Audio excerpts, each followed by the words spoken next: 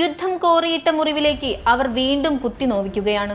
ഇന്നും ഇന്നലെയുമല്ല, ആഴത്തിലുള്ള മുറിവേറ്റു നൊന്ത നൂറ്റാണ്ടുകളുടെ വേദന തിന്ന ചരിത്രമാണ് അവർ പേറുന്നത്.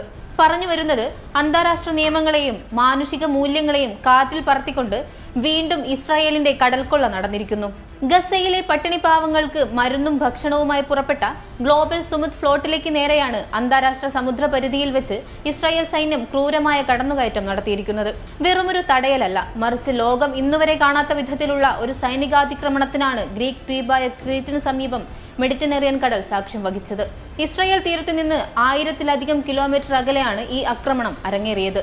തോക്കുകളുമായി എത്തിയ സൈനിക കമാൻഡോകൾ സന്നദ്ധ പ്രവർത്തകരെ വളഞ്ഞു.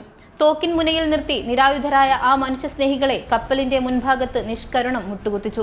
ആശയവിനിമയ സംവിധാനങ്ങൾ തകർക്കാൻ സൈന്യം ജാമറുകൾ വരെ ഉപയോഗിച്ചു. കപ്പലിലുണ്ടായിരുന്നവരുടെ മനസ്സ് തകർക്കാനായി റേഡിയോ ചാനലുകളിലൂടെ ഉഗ്രശബ്ദത്തിൽ സംഗീതം വെച്ചുകൊണ്ട് പരിഭ്രാന്തി സൃഷ്ടിച്ചു.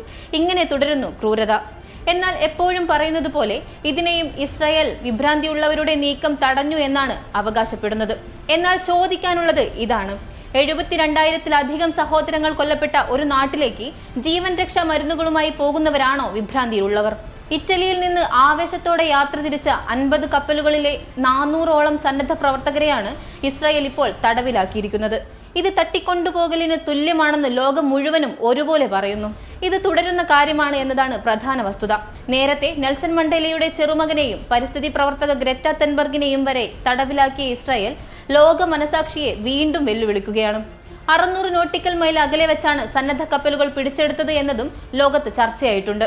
ഈ നഗ്നമായ നിയമലംഘനത്തിനെതിരെ ലോകരാജ്യങ്ങൾ ഇനിയെങ്കിലും പ്രതികരിക്കണം.